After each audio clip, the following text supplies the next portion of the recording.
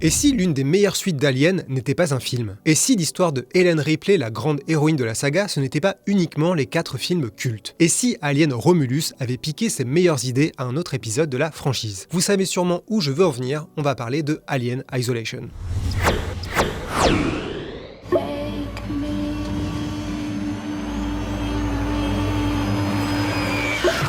Si comme moi vous êtes obsédé par la saga Alien, vous connaissez très bien les versions longues des films et vous savez que le Director's Cut d'Alien le retour de James Cameron est une petite merveille avec pas mal de choses passionnantes. Parmi elles, une scène très forte au début du film où Ellen Ripley apprend que sa fille Amanda est morte pendant son absence. Elle lui avait promis de rentrer pour son anniversaire pour ses 11 ans, mais comme Ripley a dérivé dans l'espace durant 57 ans après la fin du premier film Alien, Amanda n'a jamais revu sa mère et elle est morte sans connaître la vérité. C'est une idée de science-fiction terriblement dramatique qui a d'une certaine manière permis à James Cameron d'imaginer son film où Ripley trouve en Newt une fille de substitution face à la reine alien qui protège ses jolis petits bébés. Mais cette idée a également donné une autre merveille presque 30 ans plus tard, le jeu Alien Isolation ou le jeu Alien Isolation en français, sorti en 2014. Dans Alien le retour, Amanda était simplement une image dans une scène coupée où la production a d'ailleurs utilisé une photo de Elizabeth Inglis, la propre mère de Sigourney Weaver, idée un peu vertigineuse. Mais dans le jeu Alien Isolation, Amanda est l'héroïne. C'est son histoire qu'on découvre et pour tout fan d'Alien, c'est un épisode passionnant dans la saga parce que c'est l'une des meilleures idées de suite au premier film, en tout cas c'est mon avis et vous allez voir que j'ai sûrement pas tort. D'ailleurs, sachez que dans notre podcast La Revue d'écran large, on est revenu sur toute la saga Alien parce que dans l'équipe on a de sacrés désaccords sur tous ces films. Et si vous voulez nous aider à rester un grand et magnifique média libre et indépendant, avec des articles, des vidéos, des podcasts et plein de débats, vous pouvez nous soutenir. Ça passe par un abonnement qui vous donne accès chaque semaine à des articles exclusifs. Le lien est dans la description de la vidéo. Si vous vous dites, moi je m'en fous des jeux vidéo, pour moi Alien c'est que des films, eh bien figurez-vous que les jeux sont indissociables de la saga. Ils étaient là quasiment dès le début puisque le premier jeu Alien est sorti en 1982, 3 ans après le premier film et 4 ans avant Alien le retour. Alors certes, c'était simplement une adaptation du film de Ridley Scott sous forme d'espèce de Pac-Man en gros, où on devait survivre à bord du Nostromo. Mais on a eu un jeu avant d'avoir une suite au cinéma. Aujourd'hui, on a 7 films et 3 fois plus de jeux, et encore je parle pas des Alien vs Predator parce que là c'est encore un autre sujet. Après c'est un peu normal si vous n'entendez pas trop parler des jeux. Dans la plupart des cas, c'était de l'exploitation pure de la marque, rarement pour le meilleur et souvent pour le pire. Même si certains ont une petite place dans le cœur des fans, comme Alien 3 sorti en 92 ou Alien Trilogy sorti en 96, ils ont globalement une mauvaise réputation. Et on a même frôlé la catastrophe il y a une dizaine d'années avec Alien Colonial Marines, un jeu de shoot sorti en 2013 qui se place directement après Alien le retour, en faisant notamment revenir Lance Henriksen et Michael Biehn dans le rôle de Bishop et Hicks. Ça donne peut-être envie sur le papier, mais Colonial Marines est considéré comme une réjouissante bouse et l'un des pires jeux du monde par pas mal de gens. Bon, moi je sais pas si j'irai jusque là, mais disons que c'est aussi bien que Resident Evil 6. Voilà. Tout ça pour dire qu'en 2013, la saga Alien n'allait pas très bien côté jeux vidéo et côté cinéma. On avait eu Prometheus, ça venait de sortir, ça n'a pas vraiment aidé. Je vous renvoie vers notre podcast parce qu'il y en a des choses à dire sur les préquels et notamment Prometheus. En tout cas, la saga était dans une situation un peu délicate et ne savait plus trop où aller entre explorer la mythologie et contenter le public. C'est à ce moment un peu compliqué dans la franchise que Alien Isolation est arrivé et c'était enfin le jeu vidéo que la saga méritait. Si Alien Isolation est si magique, c'est parce qu'il a fait un excellent choix dès le départ, revenir aux sources. Alors que presque tous les jeux avaient copié la formule du gros spectacle bourrin d'Alien le retour, là on revient au tout premier film, c'est-à-dire la peur, la solitude, la fuite et la figure de l'alien comme créature quasi divine et indestructible. Ça peut sembler tout simple et tout bête, mais en réalité c'était assez inédit. Sega a récupéré les droits d'Alien en 2006, mais c'est le studio Creative Assembly qui leur a vendu cette idée, en bricolant en 6 semaines une sorte de démo où on pouvait contrôler l'alien pour traquer un humain qui se cachait. Alors grande surprise, l'idée a séduit Sega et a servi de base à Alien Isolation. Très vite, le projet est devenu énorme, une équipe d'une centaine de personnes avec d'autres studios impliqués, et surtout une aide du studio Fox qui leur a fourni une tonne d'éléments parfois inédits sur le premier film. L'objectif de Creative Assembly était clair,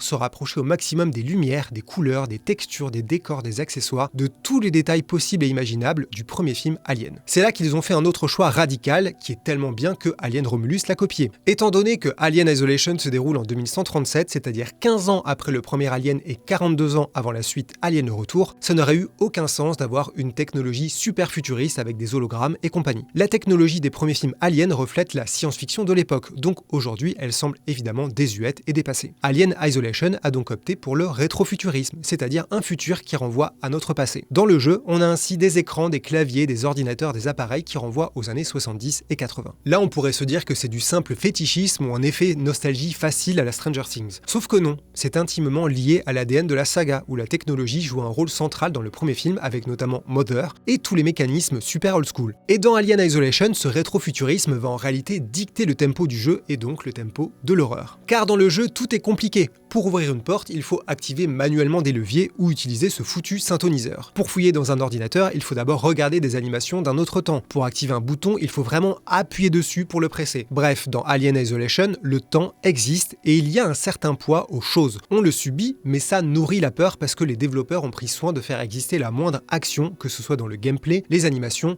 ou les bruitages. C'est d'autant plus efficace et malin qu'il n'y a pas de pause durant ces moments. Le jeu continue et l'alien peut donc arriver et nous tuer pendant qu'on lit un document sur un ordinateur par exemple. Évidemment, j'ai eu une crise cardiaque la première fois que c'est arrivé et je m'en souviens très bien, c'était dans la station médicale. L'exemple le plus extrême de cette approche, c'est certainement quand même le système de sauvegarde qui passe par des petites cabines où il faut insérer une carte puis patienter quelques instants qui semblent souvent interminables avant de vraiment pouvoir sauvegarder. C'est dangereux, c'est diabolique, c'est génial. Et c'est là qu'on arrive au véritable héros de Alien Isolation, c'est l'alien ou plutôt l'intelligence artificielle derrière lui. Perso, j'avais jamais vécu une telle expérience face à un ennemi qui remet en question autant de réflexes de gamer. Pourtant, j'ai grandi en jouant en boucle à Resident Evil, Alone in the Dark, Silent Hill et plein de jeux d'action et d'horreur dont j'en ai buté des zombies et des monstres. Mais je n'avais jamais ressenti ça. Et il y a un moment dans Alien Isolation qui résume bien cette pensée. C'est un moment que j'ai vécu au tout début dans le centre médical assez tôt dans le jeu. Je me souviens qu'après avoir été tué plusieurs fois, de nombreuses fois, je me suis caché dans un placard et j'ai observé l'alien en me disant que j'allais forcément capter comment il fonctionnait. Et j'ai compris avec effroi qu'il changeait régulièrement de comportement, et que je ne pouvais pas me reposer sur mes petites habitudes de lâche qui essayent d'être plus malin que le jeu. À ce moment-là, j'ai ressenti un mélange de peur et d'excitation magique qui m'a suivi jusqu'à la fin du jeu et qui m'a donné envie de le refaire encore et encore, notamment en mode cauchemar. Les développeurs ont misé sur 3 choses pour créer ce cauchemar parfait. Premièrement, l'alien ne peut pas mourir et tue en one shot. Alors c'est pas le seul ennemi, on a des outils pour faire diversion et le repousser, je sais, mais c'est quand même l'enjeu principal. Deuxièmement, l'alien ne peut pas toujours être sur notre dos, il faut rythmer l'aventure avec ses apparitions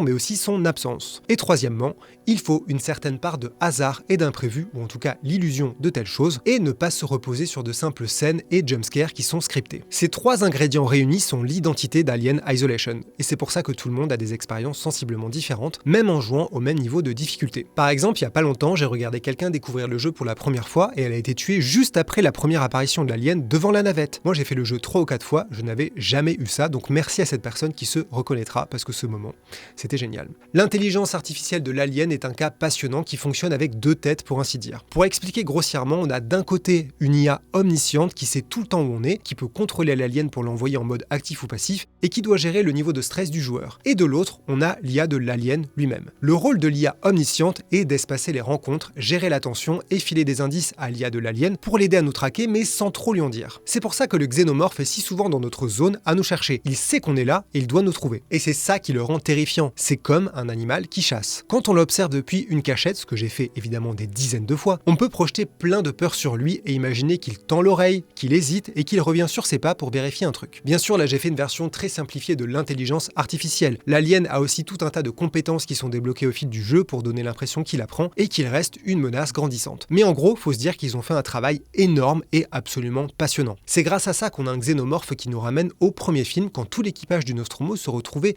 démuni face à une créature extraordinaire, imprévisible et terrifiante, face à laquelle l'être humain n'est rien. Et je vous laisse comparer aux aliens de Colonial Marines pour voir l'énorme différence dans l'approche du xénomorphe. Les humains et surtout les androïdes constituent l'autre menace du jeu. Là on est sur une formule un peu plus classique avec des ennemis qui sont lents mais coriaces, qu'on peut tuer mais c'est pas forcément une bonne idée de se lancer là-dedans à chaque fois, et auxquels on peut échapper facilement puisqu'ils ne vont pas sous les tables ou dans les conduits d'aération contrairement à l'alien, ouais.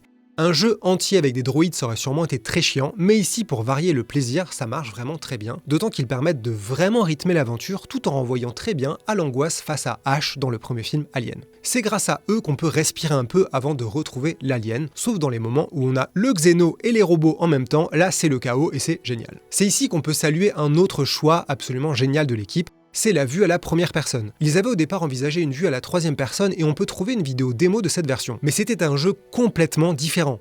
On avait une position avantageuse, on voyait bien plus que le personnage lui-même, qu'on pouvait donc cacher facilement tout en gérant l'alien de loin. Il y avait un décrochage dans le point de vue. La vue à la première personne, c'est l'assurance qu'on est ancré au sol, enfermé dans un corps avec sa vision limitée. Ça rejoint les choix autour du rétrofuturisme. Quand on sort le détecteur de mouvement, on le regarde directement. Quand on se cache derrière une table, on regarde le sol et on ne sait pas si l'alien fait le tour par la droite ou la gauche. Le jeu exige qu'on soit attentif notamment au son, parce qu'il faut entendre l'alien rôder, avancer dans une autre pièce, baver dans un conduit d'aération, il faut tendre l'oreille pour trouver les stations de sauvegarde. Là encore, on revient au premier film Alien. On se sent tout petit, tout fragile et les sens en éveil comme l'équipage du Nostromo. Jamais je n'oublierai ce moment où je suis arrivé dans le nid des aliens pour la première fois. J'étais seul chez moi un soir dans le noir avec mes écouteurs et quand les portes de l'ascenseur se sont ouvertes, je me suis dit ok, c'est absolument génial, je vis un grand moment. Je me suis aussi dit ok mon Dieu, comment je vais survivre, mon Dieu c'est un cauchemar, mais c'est ça qui est magique. Surtout quand on réveille juste après les aliens dans le nid et que le détecteur de mouvement s'affole, encore une idée brillante. En fait, la grande réussite de Alien Isolation, c'est d'offrir le fantasme ultime aux fans, mais surtout de le retranscrire dans le langage du jeu vidéo. Et il y a justement un moment assez raté, en tout cas à mes yeux, qui le démontre bien. Je parle de la séquence flashback où on revient explorer le vaisseau écrasé sur LV-426. Alors pour moi, ça aurait peut-être ressemblé à ça un mauvais jeu de fan. C'est très pauvre en termes de jeu vidéo. C'est une longue scène avec une interactivité plus que limitée, qui n'apporte quasiment rien à l'histoire, soyons honnêtes, n'explore rien dans la mythologie et se pose juste là comme un plaisir, comme si on était dans un musée en 3D, assis confortablement dans notre siège. C'est pour ça que ces choix de vue à la première personne, cette lourdeur des mouvements, ce poids du corps, cette lenteur des étapes et ce refus de mettre le jeu en pause sont très importants. Ça en fait pour moi le parfait miroir du premier film Alien et surtout de la terreur qu'on ressent quand Dallas est dans les conduits d'aération ou quand Ripley essaye de désactiver le système d'autodestruction qui prend des plombes. Cette tension longue et silencieuse, c'est la base du jeu. Alors je sais aussi que plein de gens reprochent à Alien Isolation d'être trop long et répétitif. Je comprends, mais pour moi ça fait presque partie du plaisir. Ce sentiment de cauchemar sans fin, de couloir sans fin, de cache-cache sans fin. Après je dis pas que le jeu n'a pas de défaut. Il y a plein de second rôles sans intérêt, il y a des passages trop étirés. Je trouve que par exemple la toute dernière partie du jeu, on touche quand même vraiment aux limites de Alien Isolation, et l'ultime confrontation avec l'alien sous forme de QTE, c'est vraiment paresseux et plus que dispensable. Mais pour moi ce sont finalement des détails dans la réussite globale du jeu. L'autre raison qui fait de Alien Isolation une suite idéale d'Alien, c'est la présence de Amanda Ripley. Alors là encore, je dis pas que l'idée de remplacer Ellen Ripley par sa fille, c'est une idée fantastique, c'est même assez basique. Mais prenons un instant pour regarder la franchise Alien au sens large. On a eu 4 films avec Ripley, dont Alien la Résurrection, où ils l'ont carrément ramenée d'entre les morts. On a eu Elizabeth Shaw dans Prometheus, Daniels dans Alien Covenant et Rain dans Alien Romulus. Dans les films Alien vs Predator, on a eu Alexa Woods dans le premier, Kelly O'Brien dans la suite. À chaque nouveau film, on a une nouvelle héroïne et une copie presque conforme de celle campée par Sigourney Weaver. Mais aucune n'a eu véritablement le droit de revenir. Le cas de Shaw, héroïne de Prometheus transformée en vieux cadavre posé dans le décor d'Alien Covenant, n'est pas anodin. La saga cherche désespérément sa nouvelle Ripley, mais n'y arrive jamais. C'est pour ça que le choix de Amanda Ripley, sa fille, est peut-être assez intéressant. Si personne ne peut ou ne veut se détacher de Ellen Ripley, autant l'assumer. Autant être honnête et choisir la facilité avec sa fille. En plus, on gagne un lien émotionnel là aussi très facile mais très efficace. Amanda n'est pas juste une femme lambda qui croise la route d'un xénomorphe, elle se retrouve face à lui parce qu'elle recherche sa mère, dont la disparition a été causée par un alien. Alors c'est sûr que c'est un peu énorme et ça fait un sacré karma pour la famille Ripley, mais ça établit d'emblée une connexion émotionnelle facile, efficace,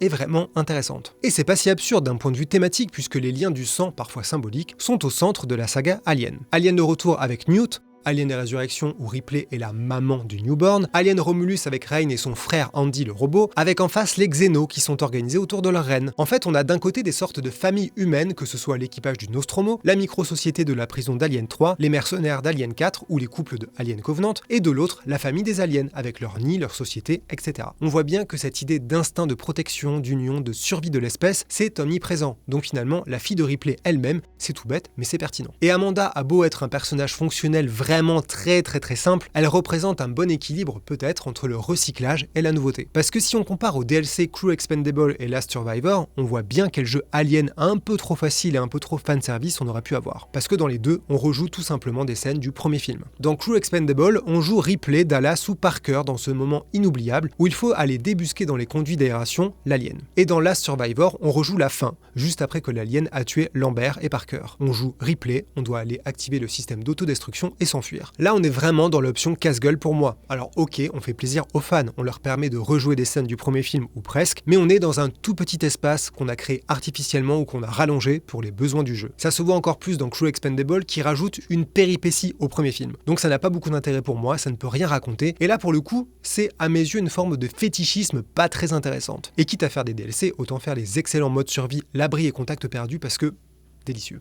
Dans Alien Isolation, on ouvre une brèche dans l'histoire. Alien 4 a fait un bond dans le futur, Prometheus et Alien Covenant ont fait un bond dans le passé, et là on creuse au cœur de la mythologie avec une histoire qui se déroule entre les deux premiers films. Alors je sais que l'idée peut sembler très simple et paresseuse, mais c'est en tout cas devenu ça le futur de la saga Alien, en tout cas apparemment. En 2024, le film Alien Romulus a choisi la même approche et se déroule à quelques années de Alien Isolation. Et en 2025, on aura la série Alien Earth qui se déroule quelques décennies avant le premier film. On voit bien que tout le monde essaye de s'accrocher au film original qui reste indépassable. Alien Isolation était peut-être le premier grand épisode à le faire et il le fait avec brio. Bon après c'est sûr que la quête des boîtes noires du Nostromo n'est pas le truc le plus intéressant dans le jeu, mais c'est un argument pas plus con et ridicule que le début d'Alien Romulus qui franchement se repose bien plus que ce jeu sur les hommages et les clins d'œil aux autres films. Ouais désolé, je fais partie des gens qui n'ont pas vraiment aimé Romulus et je me sens vraiment en minorité chez Écran Large, pitié aidez-moi. Malgré les envies de l'équipe de développeurs, Alien Isolation n'a pas eu droit à une suite puisque les ventes n'ont pas été à la hauteur. Une part de moi se dit que c'est dommage, mais en même temps ça rend ce jeu peut-être encore plus spécial, parce que ça restera peut-être comme un cas à part et un petit miracle assez unique dans la franchise. Et non, je ne vais pas reparler de l'espèce d'adaptation en série télé là qui est juste une énorme blague. Alien Isolation, c'est un jeu, c'est au moins 15-20 heures de cauchemar, c'est des souvenirs impérissables de crise cardiaque, et c'est un épisode qui a parfaitement sa place dans la mythologie principale de la saga Alien pour compléter et rendre hommage aux deux premiers films et à l'histoire de Ellen Ripley. Et ça, c'est quand même une très belle réussite pour un jeu vidéo Alien. Si le rapport entre le jeu vidéo et le cinéma vous intéresse, vous pouvez aller voir ma vidéo à propos des jeux Uncharted, parce que qu'est-ce que ça veut dire un jeu vidéo qui veut faire comme un film? Ça aussi c'est une question vraiment passionnante, surtout avec les jeux Uncharted. Je m'arrête là et promis je reviens très vite pour parler jeux vidéo parce qu'il y a des choses très intéressantes qui arrivent dans les prochains mois. Allez, à bientôt et merci d'avoir regardé.